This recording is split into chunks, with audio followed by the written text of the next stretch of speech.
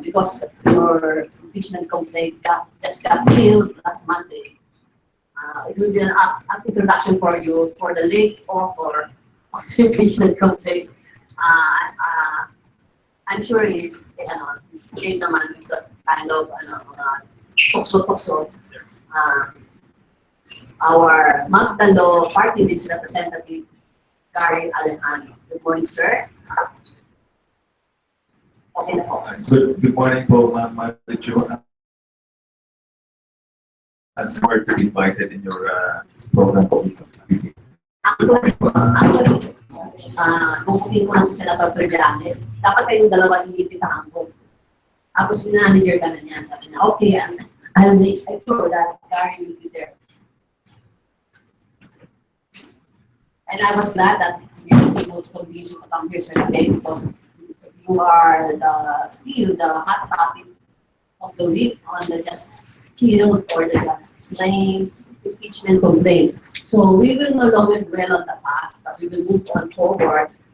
And there are now talks that you were not so surprised or shocked when this impeachment complaint was killed, because precisely it falls fit in your grander plan to bring this matter before an international forum, which is called the International Court of Justice, Criminal Justice Abroad. Thank you, Ma'am.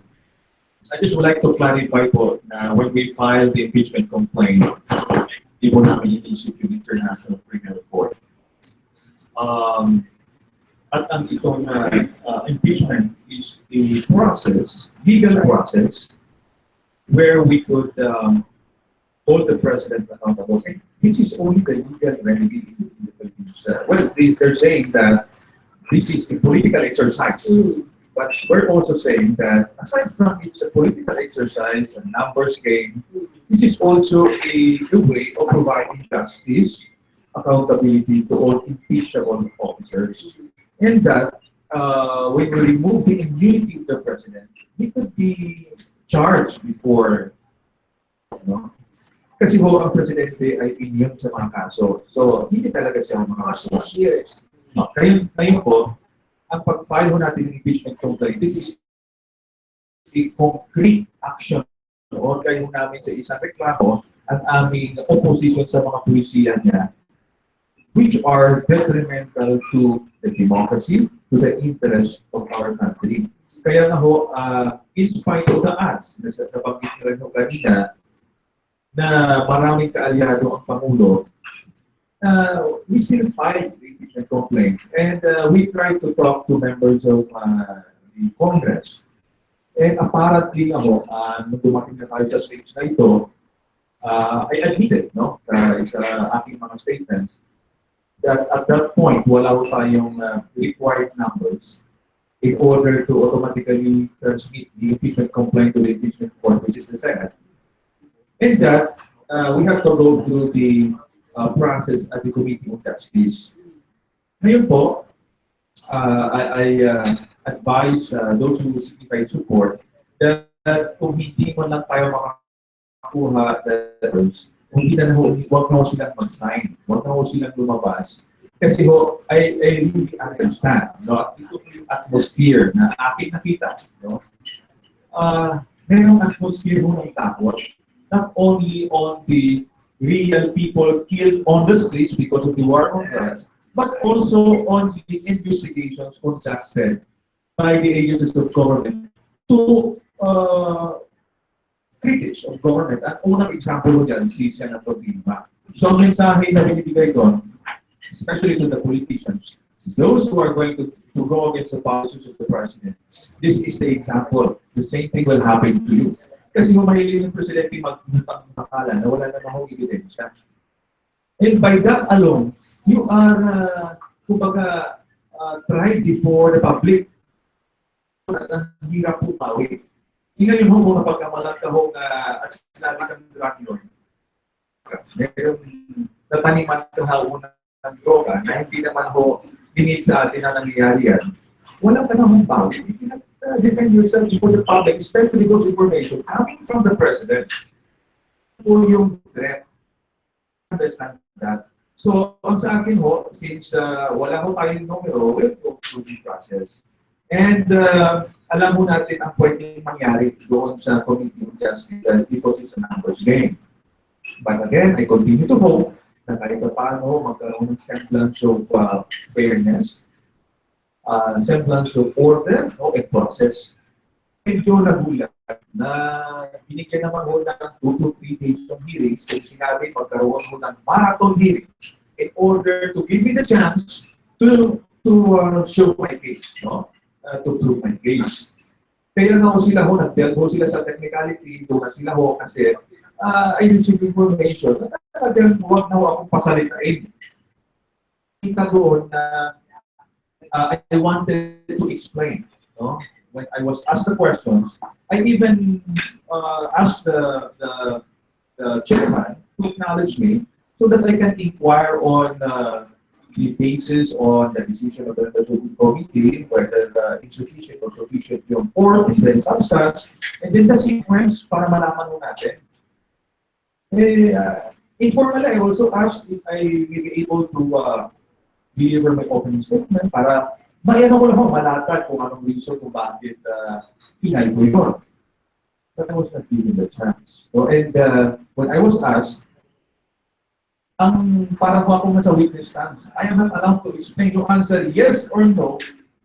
And then sabi ko, nandito po sa aking ko po kasi na ho, I was prepared. No? Alam ko ba tanongin yun, but I was not given the chance. Kaya na po, I respect the process kasi nga, politika ho yan. Kasi nakalagay dito sa rules na binasa ng chairman na the decision would be based solely on an appreciation of each of the member of the committee. Ibig sabihin, bahala na siya kung ano kanyang appreciation. Pero in one way or the other, dapat may pasihan din. So I feel na dali na ho nila at tinapos na. And in spite of their reasons, kung mayroong ayaw, talaga maraming dahilan po. But again po, continue to respect the institutions kasi yun nga dapat natin iangat, no? Ng check and balance. Kailangan umangat yung tatlong branches of government para may check and balance. At kaya ho natin, sinasabi natin, ang demokrasya at check and balance because of the excesses and precisely kasama doon sa implication ng Act 9. Kasi kung ang issue ng pagrespeto sa due process of law, recognition of human rights, ay hindi ito pinipinan sa pag-implement ng war on drugs, mangyayari dito po ito sa ibang kaso. Kasi kung nagkaroon na ng impunity ang ating law enforcement officers, wala na tatakbo ng kampanya. Kaya nga, napaka-importanting paraan po doon. Ngayon po, I understand without intervening events. In the interim, before the Committee on Justice will report its committee report before the plenary, I think nothing will change as to the numbers of the members of the House supporting is not in your mind. And a few minutes after the impeachment complaint was still in the House, we now plan to bring it up to the ICC. Ganito po yan ang sinabi ko po kanina, when we filed, wala po sa isip namin. But along the way po, kasi mahaba po yun, it was filed March 16. So from that towards now, no, nagkaroon ng maraming discussion. No? And sabi ko nga, nung ma-jump na ito, maraming options na pinag-uusapan niya na not only sa aming grupo, kundi sa ibang mga grupo din. Nasama sa options ang pag-file ng separate criminal case before the International Criminal Court. Pero I believe that it's an important issue na merong implications sa bansa natin. Kaya nga, pag-uusapan mo natin ang issue na yun. So, when you say we, Magdalo, and your supporters from the Liberal Party and members? Pag sinabi namin itong we, principally po sa Magdalo. Kasi po ang Magdalo po ay collective ito, no? Group. At ang mga nakikita po nating mga aksyon ni Senator Trillanes, ang mga aksyon po ay dumaan po yan sa deliberation and decision of the Magdalo Executive Committee. So, dumaan ho kami dyan. And then, yung ibang grupo ho, maliban sa liberal, kasi ho, palagi ho silang pinagbibitangan. No? Hindi ho nila talaga kumbaga alam tulungan tayo. And after that, we talk to them and discuss them the issues. Okay, maybe just Congressman Reynaldo Umali, the chairman of the House Committee on Basic Justice. Ito, justice. Kasama daw kayo sa inyo. Balansyado tayo, sir, di ba? So, we were just studying coffee, sir? And sir, we were just discussing about we are no longer dwelling on the past, but we are moving on forward about the plans of the group that you really have already killed, quote unquote. And you will administer the last rites when, sir? Congressman Manu, when will you administer the last rites of the enforcement? We will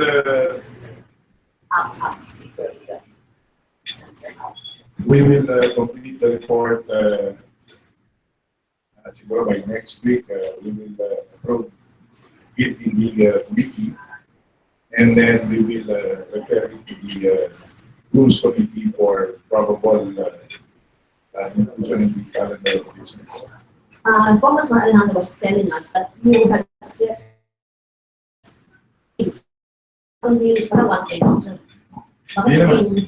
Depende kasi yun kung ano yung lalabas sa araw na yun. And as it turned out, because of, as explained, yung admissions, there was no personal knowledge on the part of the complainant himself. And then looking at the documents appended to the complaint, seemed that it was not authenticated or verify certified. Then the committee was prompted to already rule on it. We were watching the televised proceedings of the committee, and we observed that you try to be at this, apply, as we said, liberality in the whole thing. So, but why was he not given the opportunity?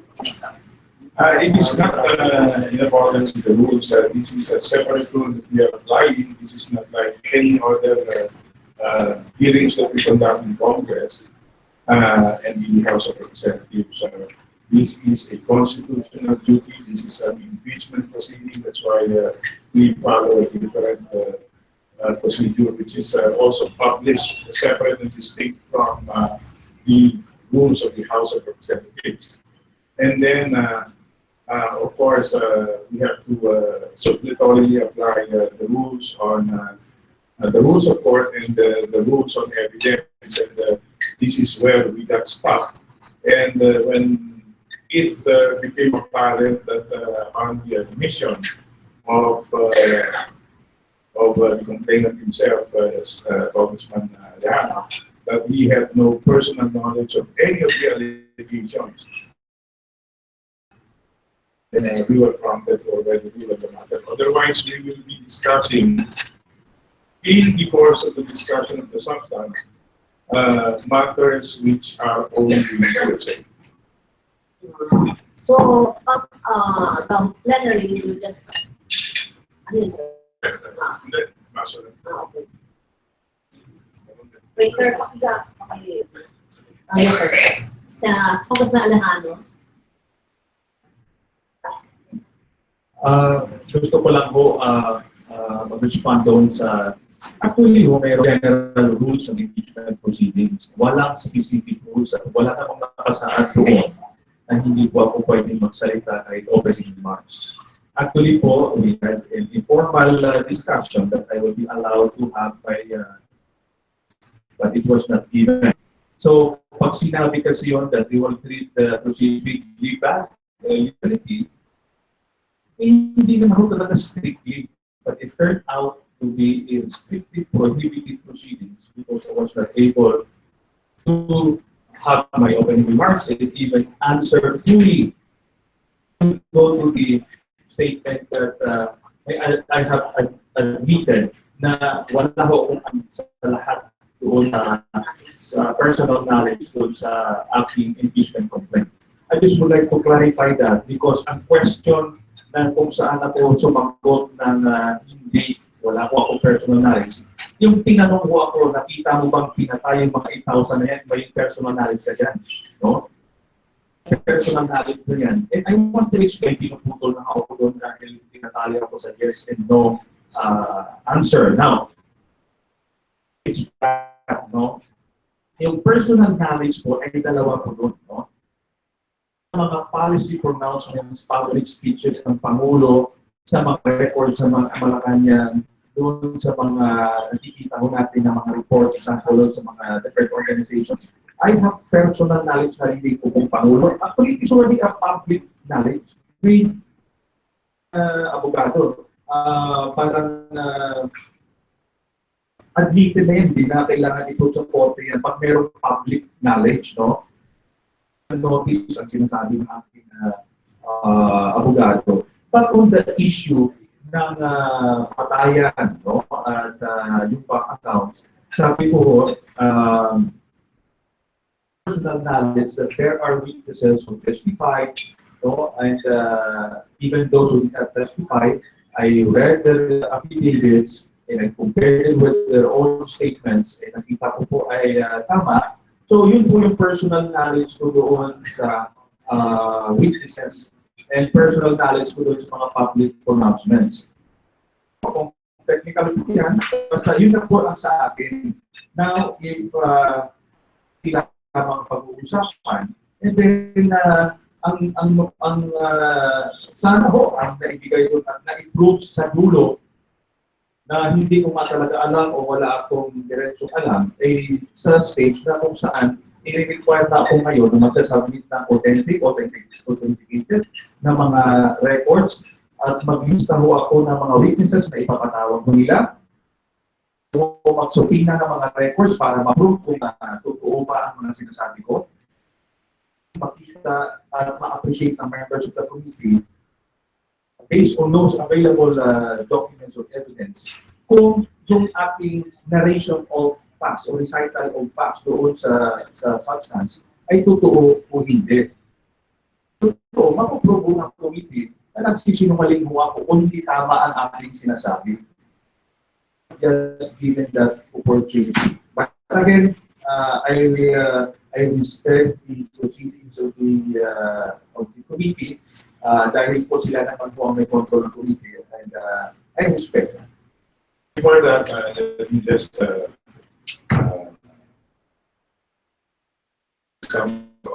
I heard kanina yun sa UNTV, naging mga palagtaktakan yung matindi. So I don't want that to happen here. So, hindi naman no, kanina. I'm leaving everyone in a stable time. Kasi baka I'd like to use the mind of the people in the public that matindi baliktad. Maganda yung exchanges and it was done in a very Proper. And That's why you're here. importantly, so Balance. baka kasi makakala nila nag-aaway na kami, wala akong gano'n. Kasi to disabuse the minds of the people. Anyway, kung sa kanina kasi yung sinasabi ni Gary ay meron tatlong proseso, yung substance, foreign substance and probable cause. Yung sinasabi niya probable cause na yun. Sa substance pa lang, doon pa lang pagsak na eh. Bago mga sa third base. Bago pa umabot sa third base, sinasabi niya na mag-representa ng mga dapat may probable cause. So, first things first. Kanya nga yung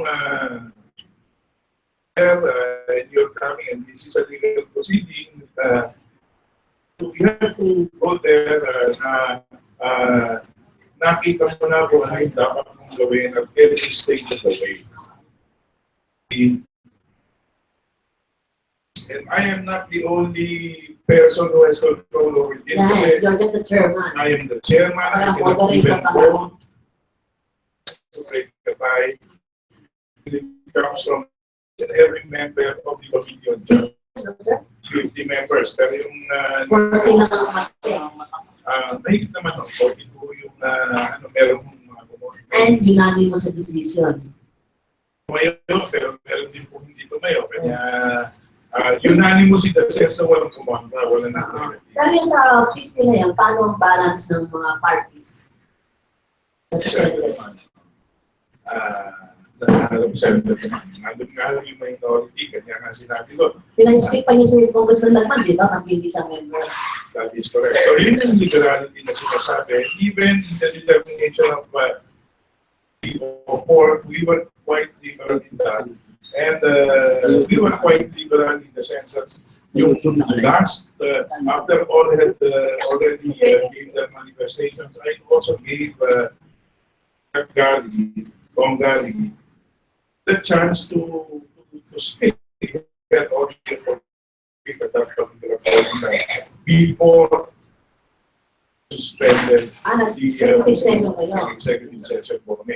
And then we discussed, some of them wanted to rule upon it just on the form. And majority of the votes give it and consider it as sufficient. But at the same time, also consider that was insufficient in substance. Kaya naman balik, nag-vote na kagad ng ganun. So, this is not something that I can control because the members themselves have already made their own decision. And as I pointed out in my opening remarks, the decision of the committee rests on the decision of each and every member. Once decided upon in the executive session, and that was how it happened after.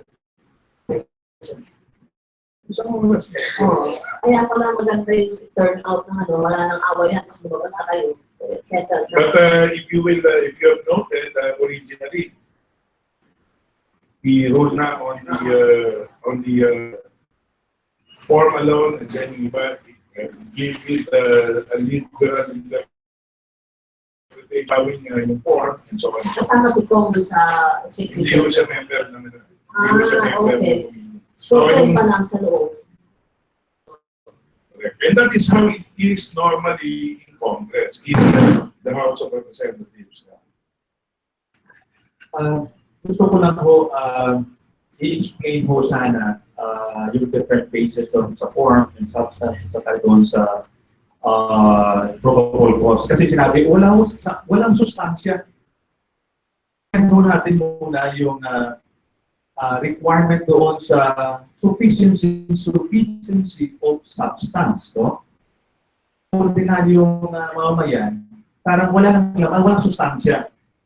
Dito, according to paragraph 2, section 4 of the rules of impeachment, of substance is met, ito lang kailangan, is a recital of facts constituting the offense charge and the determinative of the jurisdiction of the committee. Simpleng pananalita, tatlong bagay lang ang kailangan para masabing sufficient in substance ang isang impeachment complaint. Kailangan mayroong itong recital of facts o paglalahad ng mga pangyayari. Ilahan mo lamang. No? Hindi pa nga sinasabi doon, totoo ba yung sinasabi mo? Hindi, wala pa doon. Ilahan mo lang. Kasi nag-aaligar mo tayo. Dapat ang recital of facts o mga pangyayaring nilahad ay nagsasaad ng isang offense o paglabag sa batas. At natin, wala namang nilalabag na batas. Labag sa batas. O yung pangalawang kailangan. Pangatlo, ang offense o paglabag ay nasa jurisdiction ng committee as an impeachment. So, pag titignan mo natin dito, wala pa ho yung o ito o wala namang ganito. No? doon pa yan sa probable cause kasi nga, i-require ka naman submit eh. O, ngayon po, ang sa substance o, may offense na nakalagay doon, nilahad mo lamang.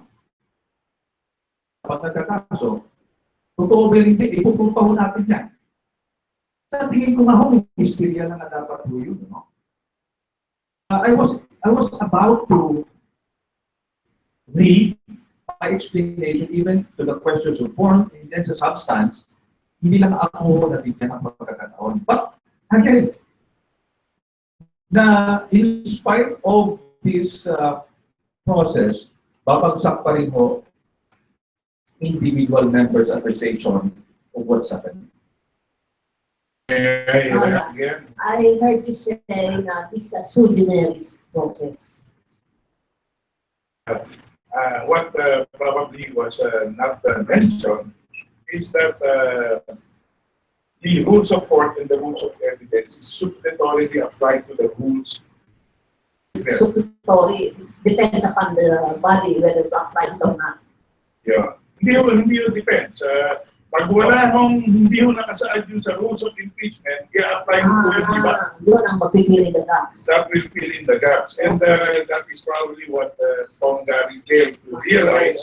And he would like to just focus on. Anyway, a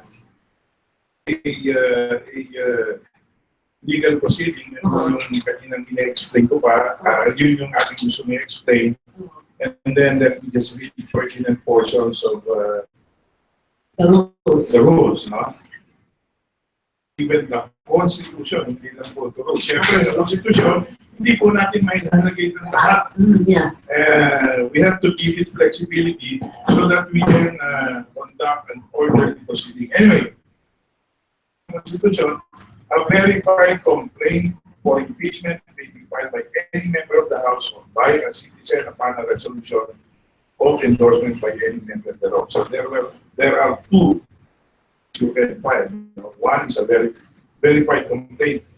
Sa Constitution po, yung verification po.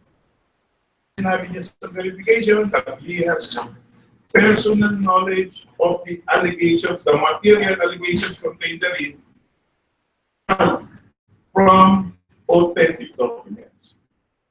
So, requirement po yung verification, hindi po yun and that is a formal requirement. Must. So, tinignan po natin, ano pa yung verification? May personal knowledge siya noong statement nung kung sino man. In fact, yung ibang mga allegations niya, kinote niya yung yung lahat ng dyaryo na ako, na ano na. And to any layman, naintindihan niyo kung ano po yung nilalaman ng dyaryo o kinuwento o sinabi ng kung sino. These are hearsay evidence. More so for lawyers like us. So dapat maintindihan po natin. So, having said that, rules on evidence naman po ang mag-a-apply dyan. Ano po yung rules on evidence? Personal knowledge. Otherwise, akusahan mo, hindi mo naman pala magiging hearsay and wala pong probative value. Ngayon kami po ang pro-prosecute. Ito nung panahon po nung kay Chief Justice. And even our articles of impeachment which we filed before was criticized by no less than the majority leader also for being poorly written.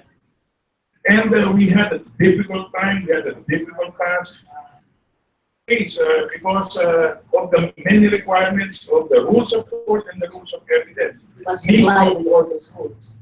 Under the rules, kailangan nga po merong pre-trial which is mandatory. But we were not allowed by the impeachment court to go to pre-trial and discover yung merong modes of discovery in a pre-trial on what evidence is hindi ho kami inalaw.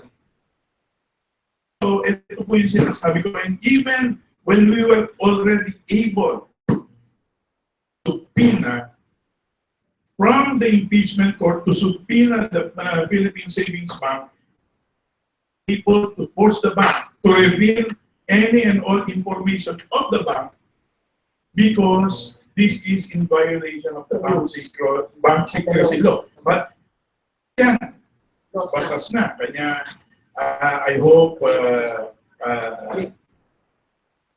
understood in that light because, as I always say, proceeding is a legal proceeding. Hindi ho ito kapareho ng aming ginagawang o kaya pag-dinig ng mga bills for which ang nananaig po doon ay yung rules of the House. Okay. As I said in my introduction, I would like to move on Alejano. This impeachment complaint already done. May 1 year lapse, 1 year period na hindi pwede mag-prohibition. And now, some analikotang isip per se, that this, you know that medyo mahina at yung makakomply sa mga requirements, filed this impeachment complaint. Just to, this ICC, one option. Isang option naman is along the lines of the administration. I disagree po. I disagree po na walang laman ang impeachment complaint. Yeah, I mean, yung political claim. Sa amin po, proseso po ito, kaya nag-inabil natin. Kaya nga, gusto kong i-emphasize na yung impeachment complaint, hindi lang po political exercise. This is also an avenue for accountability. Pag ang Pangulo ho, abot ng 1 taon, kahit meron ho siyang supermajority sa Kongreso, o kahit mataas ang ratings niya, pag meron na siyang polisiya, instrumental sa taong bayan at sa interes ng taong bayan, policy na housing policy of killing, kailangan mo manabot mo kasi walang mas mataas sa konstitusyon. Ibig sabihin, presidente ka, mas mataas ka sa konstitusyon, hindi po. Kaya na kami po, so we're hoping for the best. But again, ito nga lumabas na yung resulta ng proceeding. No? Sa ilalim ng mga institusyon, may mga proseso, kaya binanggit mo kanina, I respect that. Although, it will not stop me from saying that there are issues which I don't agree. Kaya ho, ang paanan lamang para mapanapot ang Pangulo because he's immune, ay ang impeachment complaint. No? How would you explain why did you file on March 16? Na knowing he is just into office less than 7 months into office, 8 months into office. Kanina mo, kahit hindi pa ho umabot ng 1 taon ang isang Pangulo, it doesn't mean na hindi siya pwedeng managot.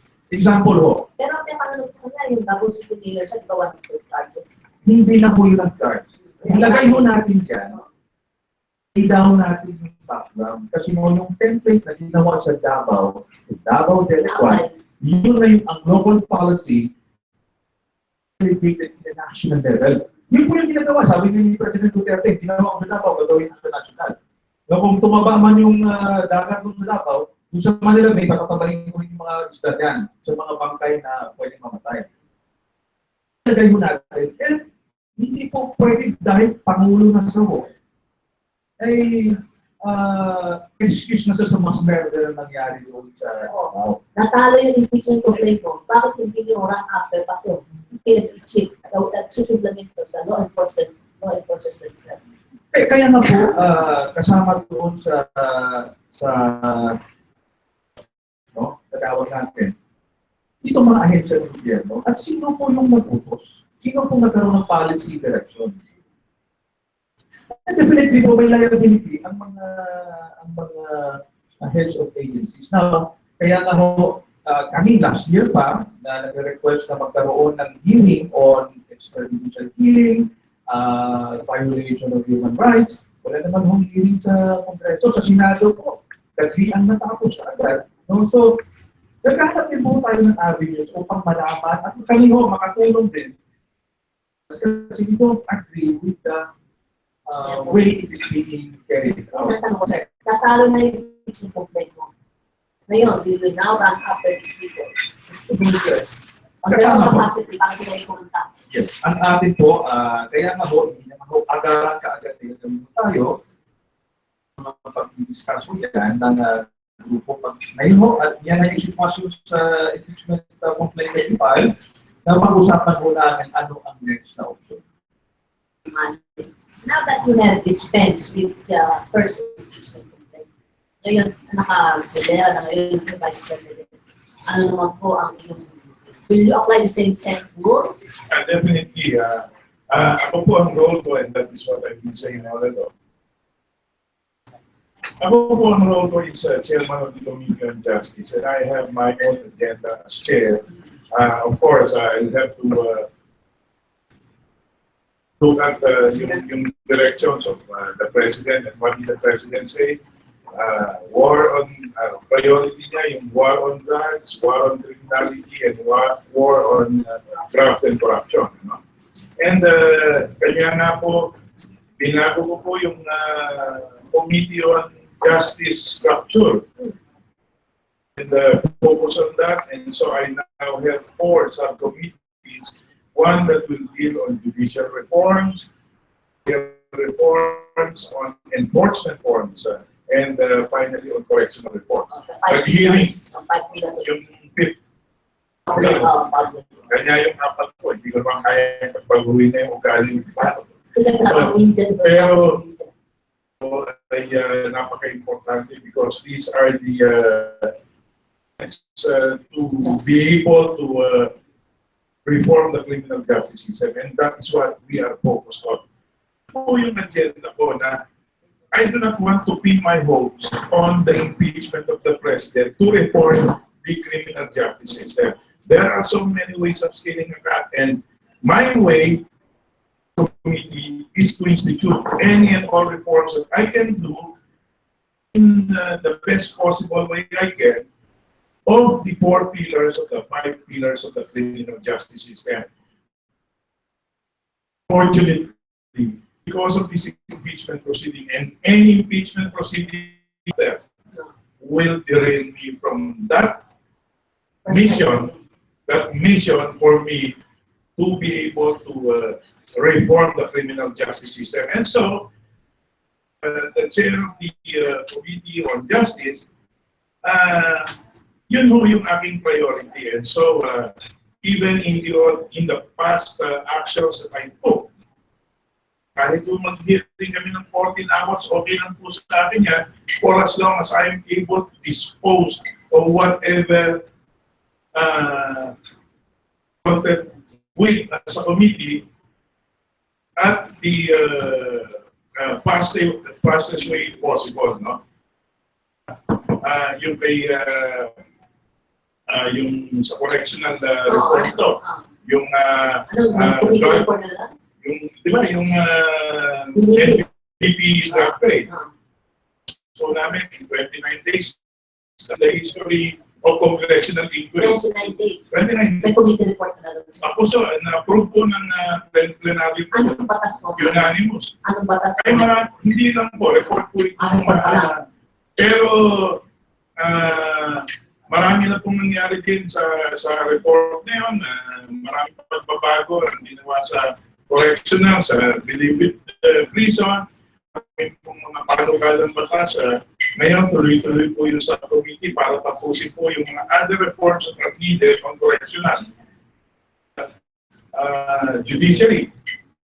Nagpasa na po kami ng judges at large para mabilis yung proseso. 150 judges at large. Hopefully, when Senate approves of our counterpart bill, there will be created 150 positions of judges who can hear cases everywhere. Hindi na po kailangan maghintay na kailangan may ma-appoint dito pag namatay, nag-retire, whatever, and so on and so forth. All towards enhancing, reforming the criminal justice system. Ganon din po sa prosecutorial reform. And ngayon nga, ito yung sinasabi ni enforcement reform kasi yung police ang malaking problema po sa criminal justice system. Precisely, but I don't think naman na hindi ginagawa ni Presidente yung trabaho niya sa kapulisan and hindi rin ginagawa ni I think si Secretary overdoing it, si Bato. Secretary of Justice, kinasuhan niya po yung mga pulis, pinagpatanggal niya po yung mga pulis na naliligaw ng landas. Ano? And this is, kanya nga lagi ko sinasabi, nangyari po kay Espinosa sa Albuera is an indictment of the criminal justice system. Why did I say so? Saan naman kayo nakita na i-issue ng search warrant sa loob ng cell? Yung selda, mayroong baril at saka may shabu. So, kalokohan ng judiciary yun. Mag-i-issue ka ng katawa-tawa, di ba? Judiciary, mag-i-issue ka ng search warrant. Yung nakakapasok yung baril at saka sa loob. Nakita nyo nga sa Amerika ultimo 5 o yung cents, hindi mo pwede ipasok sa loob. Yung police, nag-grade po ng alas 3 ng madaling araw. So, lahat po tapos inimbestigahan po ito sa Senado, nakita po natin yung police, nagtatagipan. Anong mangyayari sa investigasyon? Sa prosecution, kung ang mga natahok sa krimen, siyempre, laglag sa piskal yung kaso, laglag sa judge yung kaso na yun. And so, that we want to reform. Si Kong Gary, gusto niya ma-impeach yung presidente. But even if you impeach the president, kung hindi mo babaguhin yung sistema sa baba, wala pong mangyayari. Diba, sir, mapalitan ko sa unang tanong ko.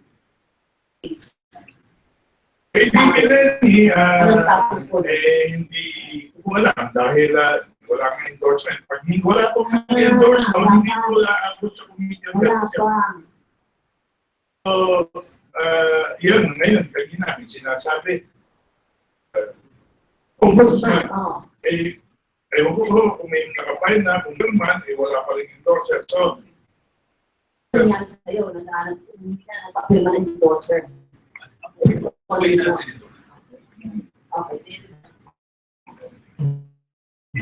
Gusto ko na po i-state po na yung policy direction o policy priority ng isang administrasyon. Kung lahat po nakatingin ang Kongreso kung anong priority ng administrasyon para kung ano man ang ipasa dito sa Kongreso, hindi lamang masasayang. Kasi marami ng mga panukala na nakaabot mismo sa Pangulo na bibito kasi nga hindi yung priority ng Pangulo o ayaw ng Pangulo. Natin na panahon natin may problema pala ang ating criminal justice system. Kaya nga, I agree ng Kongreso ngayon yan. Ako kasama rin doon sa pag-aayos na yan. Inamin na nga natin bakit hahayaan pa natin itong ating institution na mag-engage o mag-embark sa isang war on drugs na anumang ang daming problema sa loob. Ngayon kung meron kang 40 na makina, ipasok mo yung drama ng war on drugs, hindi magkapalpak-palpak yung resulta. Natin, mayroong pinaniman ng droga, sinabing in defense, pero pinaril, may mga testimonya po yan. Kasi hindi mo na inayos ang institusyon. Ngayon po, malaki ang influensya ng Pangulo. Kung ano yung kanyang direksyon, halos lahat doon naka-align. Ngayon kung mas malakas ang iyong pagpapansin sa Pangulo, hindi ka kagad i-appoint. Kasi nagpapansin sila sa Pangulo. Kaya nga minsan, pati pananalita, kabinete, halos gagayahin si Pangulo sa mga pananalita niya na hindi kabagay-bagay sa public official. Atensyon ng Pangulo. Ngayon po, hindi policy priority ng Pangulo yan. Mahirap umusap yan. Kung natin sa Pangulo sana, tinatawag din namin last year. Ang bayan para iangat natin ang diskusyon sa publiko dito sa war on drugs para yung, actually, I filed a resolution encouraging the President to set up a commission that will really study.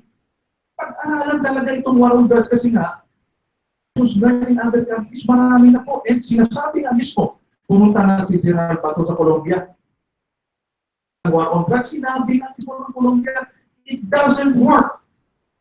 scaling, treating it as purely criminal issue, it will not work.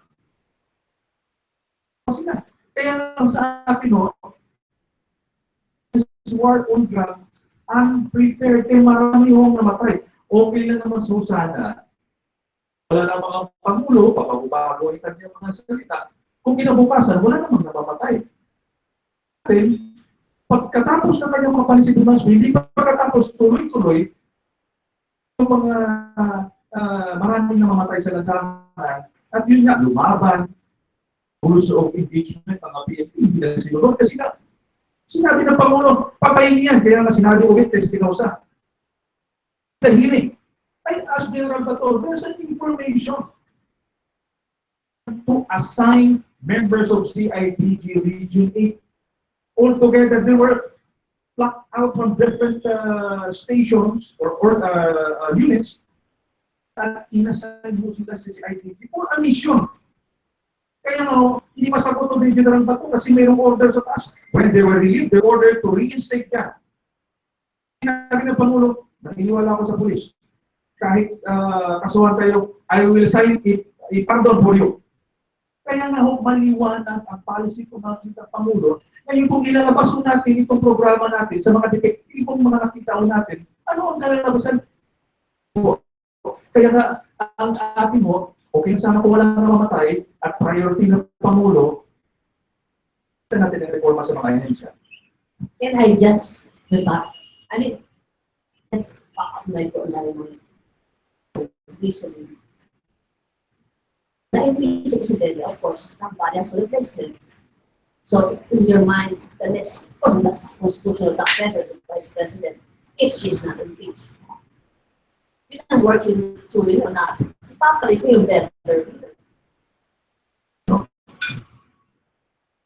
Nahalal ng Pangulo o kahit sino pa, nangumpawid na sa Konstitusyon, i-defend ang Konstitusyon.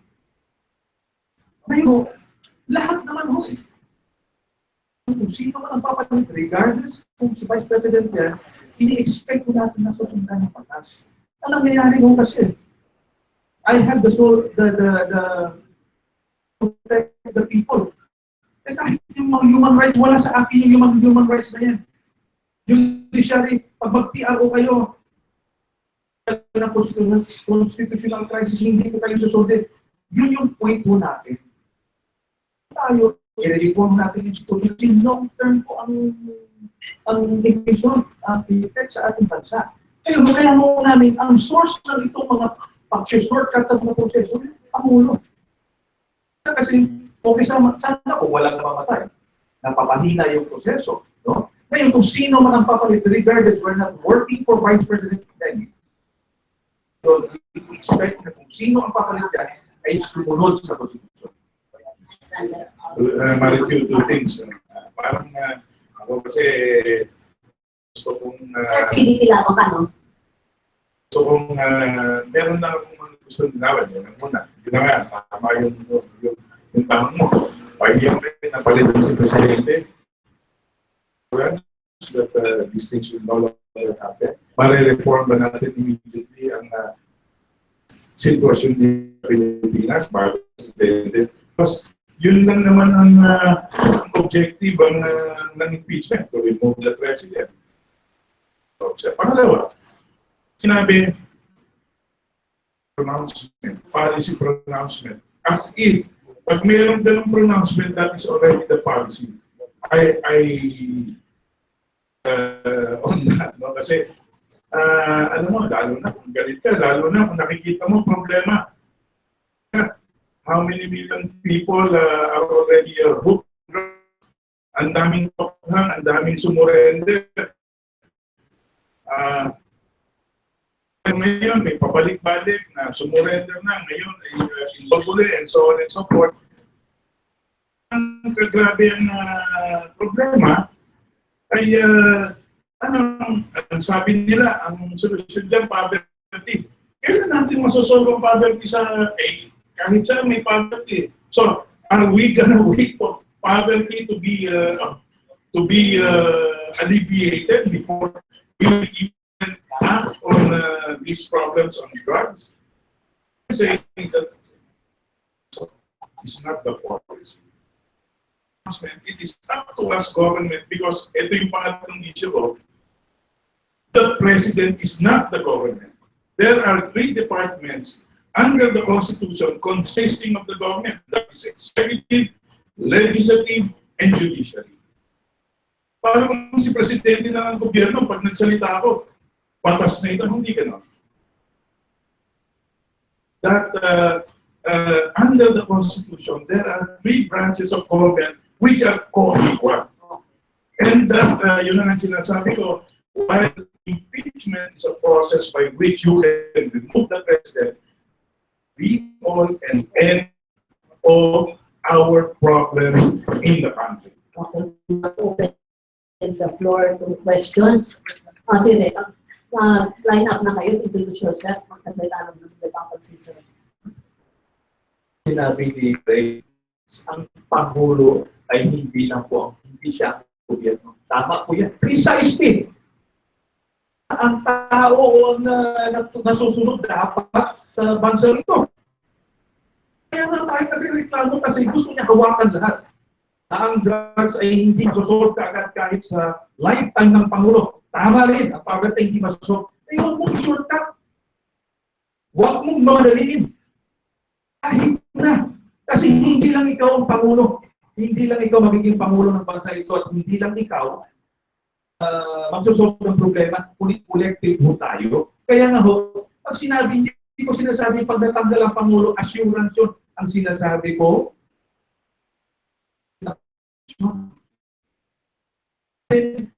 ang pangako niya, i-deliver niya na 100,000 ang mamamatay. Ang sinasabi ho natin, nandito kami, kasama ho kami sa Kongreso, meron ho kami panukala, meron ho kami suggestion. Ito yung aking solusyon natin. Kasi kung sinushortcut natin yung proseso, hindi na makikinig yung three branches of government, wala na yung check and balance power. Kaya na ang claim ko, if we will not check the powers of the President na inahayaan natin na binabiolate yung Constitution, tayo pupunta. Checkmated kayo, sir, sa impeachment.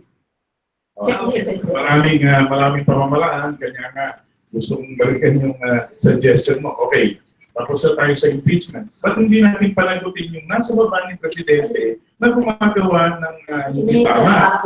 O, ikaw, kasama, meron ka ebidensya. Mas madidigin mo yung mga tao nyo. Kung meron ka talagang ebidensya, I suggest that you engage them in prosecution. Yun ang gawin mo from now, rather than ito tayo na magkwentuhan. Tama po, ganito yun. Humingi ng hearing sa Kongreso. So kaya nga importante sa miyembro ng Kongreso, alamin nila yung kwento ng mga biktima. Kailan kayo sa patayan na malayo kayo, hindi nyo pinapakinggan ang buhay, ang experience sa mga biktima, hindi nyo ma-appreciate. Paano makareklamo itong isang ordinaryo na hindi ka makasampa ng kaso? Takot na takot kasi ang bumaril nandoon pa rin palikot-ikot sa kanilang community. Hindi nga nila makuha yung kanilang bangkay sa morgue kasi ginagawa ho natin. Hindi ibig sabihin hindi natin ginagawa. Gobyerno ang pumapatay. Kasi itong mga pumapatay, hindi yan gagawin without the orders from upstairs. Kaya nga sinasabi ho natin, yung polisiya na ito, tanggalin. No? Papatayin mo sila, papagamit sa akin sila. Yun ang nga yung sinasabi ko maraming pamamaraan yan. Hindi lang po Kongreso ang may poder dyan, legislation, policy making na tayo. Ngayon, nandyan na yan. Sabi mo, meron kang personal knowledge or meron kang witness who can do that, and let the court do their job. It is not Congress, it is not for Congress to build our case and to gather evidence and prosecute. Function, you let the executive court. We are a separate co-equal branch of government and we do not have a monopoly to reform this government. Questions from the board. Senior citizen muna daw. Tracy Cabrera po, editor ng opinion and Hapag. They will be filing to Congressman Alejano. They will be filing perjury. So how do you take that? With that kind of action? Is that valid? I mean, validated na story na baka hindi pa. Kanina nasa TV, sinabi na magpapile daw si kanina. Po ang sinasabi natin dito. Ang mensahe na binibigay natin sa tao na ito sa demokrasya natin bansa, na kung sino ang kukontra sa polisiya ng gobyerno nito ay babalikan. Kasi reason why takot ang lahat. Takot dahil pwede ka magsalita at you can defend yourself. Po, yung war on drugs, mayroong real na pinapatay sa lansangan. Inang inangat na pangalan sa publiko ang presidente na wala namang prosecution. Ngayon po, kung mayroon pong kasong ipapile sa atin, ang pagtatayo po to one's principle. Ako po tayo lahat sa pagtayo sa mga issue ito, muted na tayo lahat. Ngayon doon sa statement ni Congress, hindi ko naman sinabi na ang gobyerno at ang yung tanging solusyon. Ang problema ho, nakikita ng taong bayan paano ka pumunta sa gobyerno na ikaw mismo ay sila inutusan. Atin sila. Unang-una, paano ka pupunta sa pulis? Ipagtingin mo sa pulis yung bilang bumaril doon sa anak mo. Sabi ko nga ho, kung hindi natin ito lagyan ng tamang pulisiya, lalaki na lalaki ito, aakyat sa bako natin lahat. So ngayon ho, kung mayroong kasong ipapayo sa unfortunate na pinapatay ang dissent dito sa bansang ito. Kaya sinasabi ko kanina, well, after 1 year, mabuti kung mayroon pa kongreso pagdating niya. Ako sasagot sa iyo pa. I've been a Magdalo, I've suffered through the years, di ba? To the best of your own principles, di ba? Right? Hindi maganda sa iyo. Intertanda. Sir, Lawrence, ano ko na dyan ba? Kay Magdalo Alejano. Sir, ano mo sabi niyo sa posibilidad na yung mga pinapatay na binabanggit niyo po, sila rin yung nagpapatayan, sila yung involved sa droga. Kwento naman, walang napatunayan. Paano nga mapapatunayan kung walang avenue ito? Yes, hindi lahat ng namamatay ang pulis ang pumapatay. Tama yun, may mga kaso din talagang labanan sa... Pero hindi yun ang lahat ng kaso na sila nakapatay. No? Dahil may mga witnesses tayo, may mga biktima ng pamilya tayong nakakausap. Pero natin kaso, isa-isang kaso dito sa Payatas na kung saan binaril siya at kasamahan niya, siya ang nabuhay sa ospital, hindi na lang sa presinto kasi nga binaril, baka mayroong krimen na nangyari. Takot po siya, no? Pero nagkaroon ng protection order doon, no? Kasi nung media nagpasama doon sa area na kung saan siya binaril, bakit? Yung escort ng media, yung isa sa mga bumaril, no? So ngayon po, na makuha yung mga, tutulungan natin yung mga biktima. Una, hindi ho tayo droga. Hindi ho. Kaya nga ako nanawagan medyo magaan pa siguro sa loob ko kung yung mga drug lords talaga, no? Sila yung sources ng droga dito. Yung mali una, isang sachet, 2 biktima. Binaringan na kayo, tinutuloy nyo pa rin. Alalahanin mo natin, this is also a medical problem. You cannot help yourself by yourself kasi kung kaya makontrolin yung sarili mo, kaya nga may different terminologies tayo, intindihin mo natin. Pag siya, he cannot help himself, help the people are intervention. Sir, last na lang po. So, sinasabi niyo po yan, itutuloy niyo po ba yung sasagutin niyo yung hamon ni Representative Umali na magsampa ng kaso dito sa mga polis na to instead of, since patay naman yung impeachment, magkakasuhan niyo na lang para mas may mapatunayan na tayo, hindi puro aligasyon na lang. Gawa po natin yan. Ginagawa po natin, bago pa man mag-file ng impeachment complaint, pero nahuli yung mga efforts niyan. Kaya nga sinasabi ko, real ang takot. Legal. No? Kasi nga, ba't naman ako makapile ng kaso sa pinatay kong asawa o anak? Patayin yung anak ko. No? Patayin yung aking pamilya, iniwanan kong anak. Hindi ko sa kawalan ng sa kanila, namimili na lang po sila ng survival. Kaya nga, ito, ang pinatay. Kasi yung mayayaman may kakayanan magkaso. Mahaba ang fishing nila sa pagkakaso. Ito mga ordinary, hindi na talaga nila kaya, Last na lang po, sir. Since kinosid mo mayaman, drug lord din. So, ano nga sabi niyo? And last message nyo kay Representative Umali tungkol dun sa nagiging sagutan niyo po. Oo, mayaman si Espinosa. Kaya nga pati ang abogado niya, pinatay. Pinatay yung abogado niya. Mensahe niya, anybody who supports. Kasi trabaho ng abogado yun, kahit nagsiging na suspect yan, abogado kahit sinong biktima at humingi ng tulong-tulungan. Pero ang mensahe doon, if you're going to support that, papatayin ka. Abogado naman tayo. Legal na ang takot kahit ka congressman, takot So, may nakakausap akong congressman, dito. Kaya sana ho, na ito ay mawala. Proseso ng demokrasya, masundan mo natin at legal na solusyon at long term, hindi po short term. Yung dalawang congressman na sinasabi, nakanilig na. Ano yan? Di ba sabi kong pamilya, may dalawang congress din na nothing was heard about it anymore.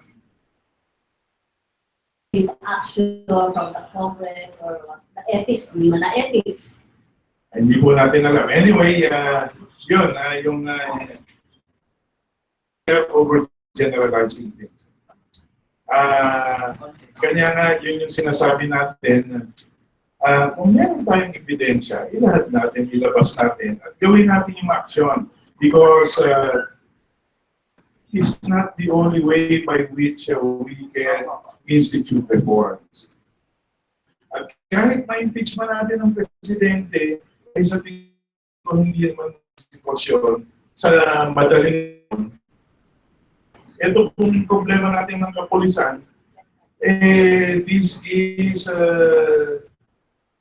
long systemic at saka long years of neglect na sinasabi natin, sinisisi natin si Presidente Duterte patungkol dito, pero nung unang panahon pa ito, nung Presidente pa, nung INPC pa ito, problema na ito Ito, meron ng extrajudicial killing, meron ng lahat Pero ang dami ng Presidente nung ay hindi naman nagbago. Ngayon, gusto natin isisi lahat kay Presidente Duterte. So, sana huwag tayong maging judgmental at maging paralyze natin itong issue. At isang nangyari sa payatas, nilahat na po natin more than a million or million. Ang dami ko na naririnig. Of course, these are all hearsay. 4 million drug addicts. 8,000 or whatever, 4,000, hindi ko po alam kung ano yung numero na because well, final na ang kaso. Yun po ang dapat natin gawin kaysa i-burden po natin ang Kongreso. Lalo tigit yung aking pinangungunahang komite na hindi ko po magawa yung trabaho ko dahil I will have to at the back burner because I need to hear this because it is so important. Hindi yung tao ay may respeto not of the person but of the office. One. And second, yung presidente naman kung sino man, meron siya ng kumisa na gawin yung trabaho niya. Kasi kung ito yung nakabinbin dahil sa impeachment, walang magagawa ang presidente, walang magagawa ang taong bayan, lahat po, nandito tayo, this is counterproductive. Kaya hindi tayo makausap. I would rather focus more on my work as chair of the Committee on Justice to be able to reform departments, agencies of government, their jobs. At Good morning, sir. That's from Trivia. Sir Gary. Sir, nung pinayo mo ba yung impeachment, inisip mo ba na up to this time? Si Mr. President is enjoying high popularity. Na message the Filipino people parang kasi dahil na yung law and order nag-breakdown na in many places addictions at saka napaka-rapat na talaga based on PDEA instance. So, do you think na medyo complete yung timing? So, and the second question ko, sir, you in Congress, hindi nyo ba balak i-review yung term limit? Kasi for a good president, maiksi yung maiksi yung for a bad president, kaya whichever, sir, parang gano'n. Tingnan natin yung gano'n.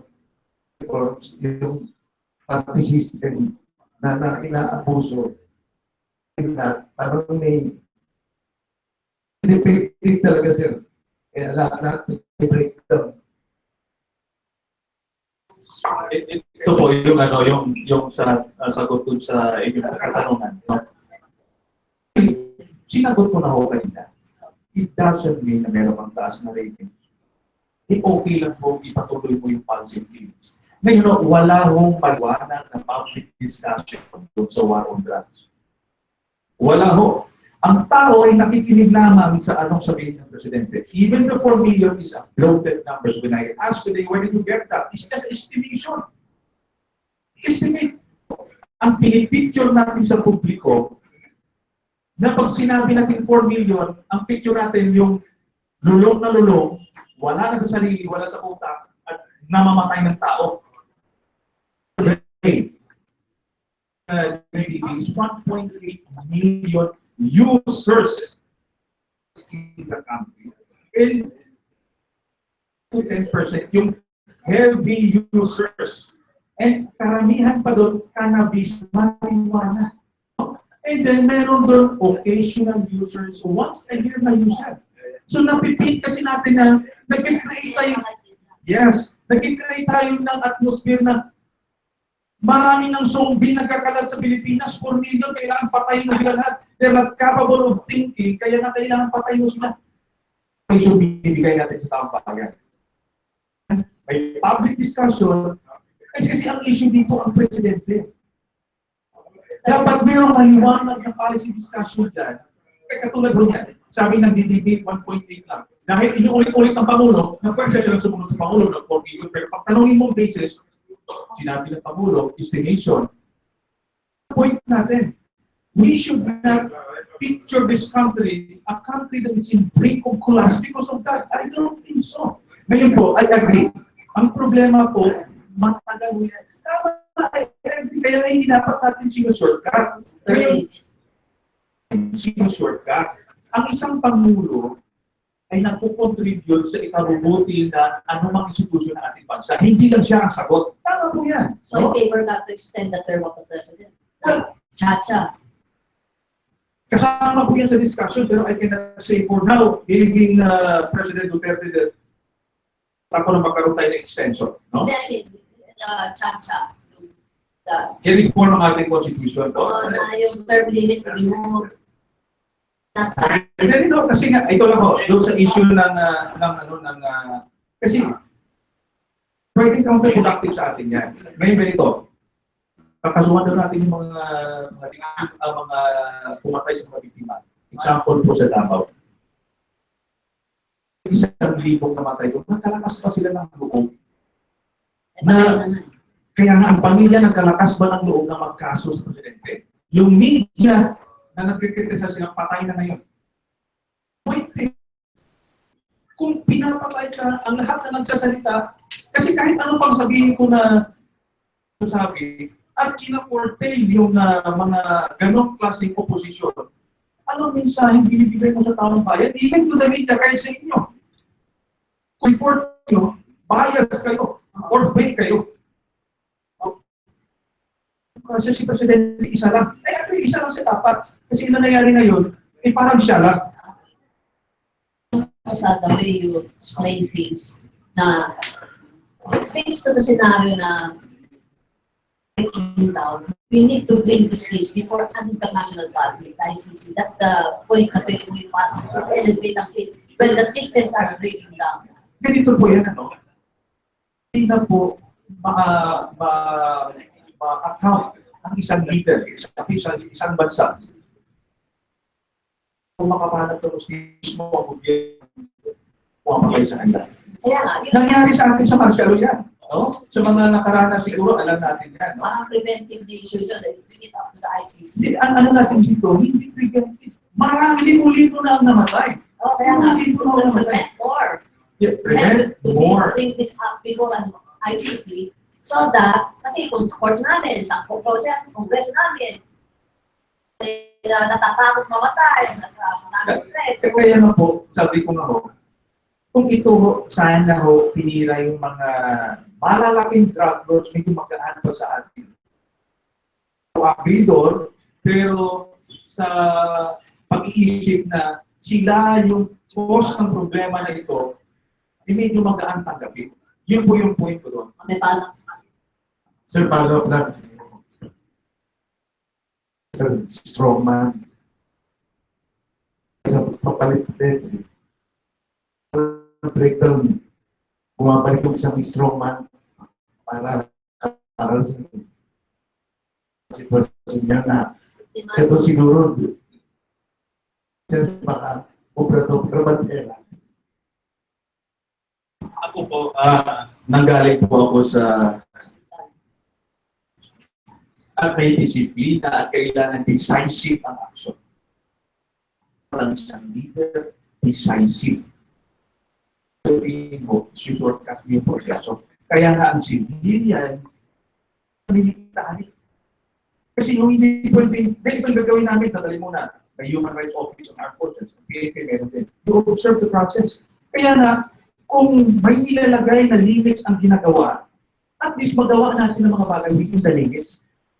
So, buksan mo yan, monitor yung isang PNP, yung isang PNP sa gagawin niya.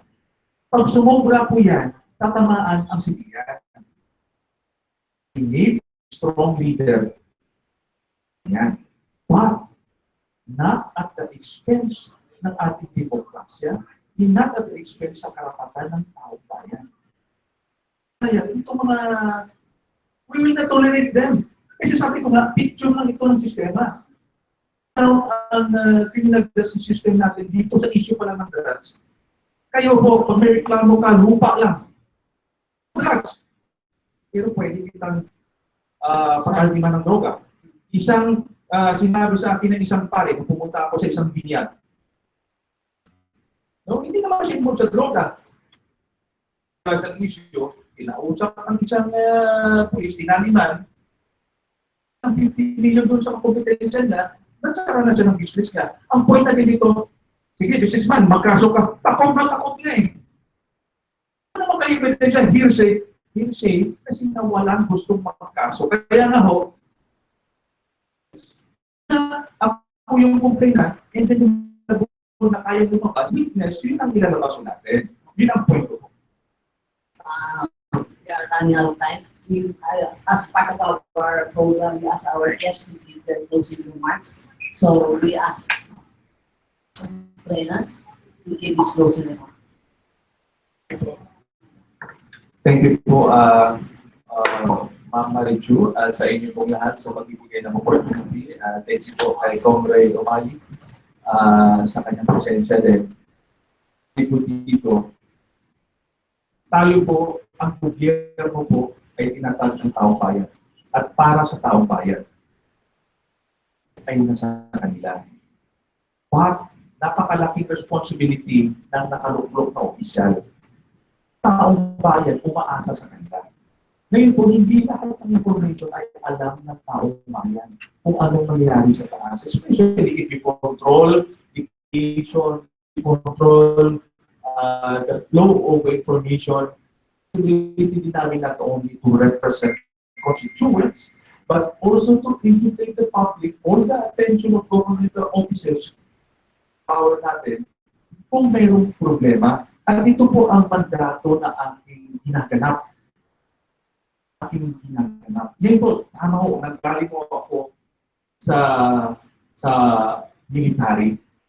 Alam niyo ho, nung ako'y nasa sa field, ako nag-iisip na mayroong batas. Pagdating mo ng encounter ng bata, pwede mo nang parinig. Kasi nga, anak ng Abu Sayyaf, lalaki maging Abu Sayyaf din yan. Itong asawa sumusuporta sa husband niya, Abu Sayyaf yan. Nananaig ang batas. Tayo hinuhubog. Kung hayaan natin, because of our frustration, anybody involved in that, regardless kung yung suspect, yung rules of engagement hindi na sinusunod, that is a warning sign sa ating lahat. Time. Parang ginagawa ng China yun eh. Step forward. Like the Philippines, we will make another step. Until such time, we cannot anymore complain. Nakita na natin yung danger. We are not complaining because the policy is coming from the President. He will make another step. Kaya nga naririnig nyo, magmamarsyalo tayo, that is conditioning. Nang gusto, ngayon binibigyan natin siya ng mensahe. It's okay, you go ahead. Tayong lahat ang nagmamayari ng gobyerno, public official ay tumitingin po sa taong bayan. At ang kapakanan ho nila ang ating titingnan, suspect man o biktima ay Pilipino. Malungkuto sa akin, Pilipino, kita ko naman ho tayo sa Chinese. Tambak ng lugar dito sa Pilipinas at nag-aagaw ng ating teritoryo. Congressman Umali. Take a picture. Marami mo tayong pinag-usapan na maraming problema. Itong problema nito, since time immemorial, problema na po natin yan. At dumaan na inuno ng ating bansa, pero yun yung lagi kong sinasabi.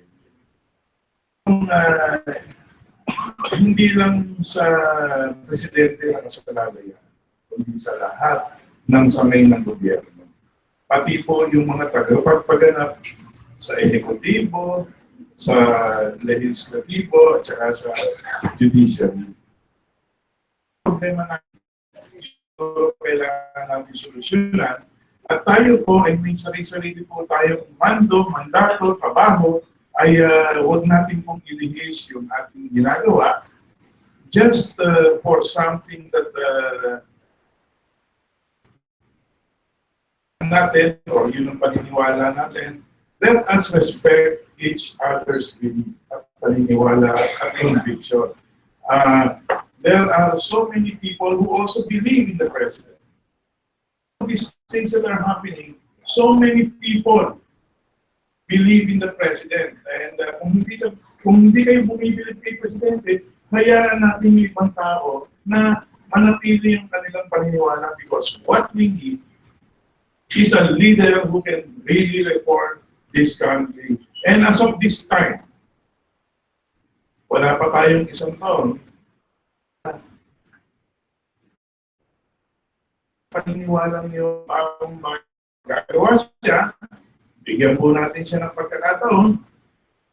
At meron naman tipping point yan. Kung ang tao ay hindi na naniniwala, ay magbabago ang tao at gagawa ng pamamaraan para mabago po ang sitwasyon. Tayo lang ang may kakayanan magpabago. At yan ay sa pamamagitan lang ng pagtanggal sa kanya. Because there are so many ways of skinning a cat, ways of moving this country forward, and we must contribute any and all effort na ay makakatulong. Let us think win-win. Huwag po yung lose-lose o win-lose. Meron ng mga pamamaraan ng win-win eh. Yun muna gawin natin. Natin yun, mas mabilis po. Kasi usapan natin ngayon, puro problema. This is counterproductive. Kung negatibo po usapan, once and for all, pwede ba Pilipinas mag-isip naman tayo ng something positive, something that will benefit the country with problems, be stuck with the issues that will only bring the country down. So, yun po ang sana ang panawagan ko sa ating mga. I'd like to thank the two gentlemen, Congressman Renato Umagi and Magdalo Rep.Gary Alejano, for enlightening the nation of the real issues before our public. Thank you very much.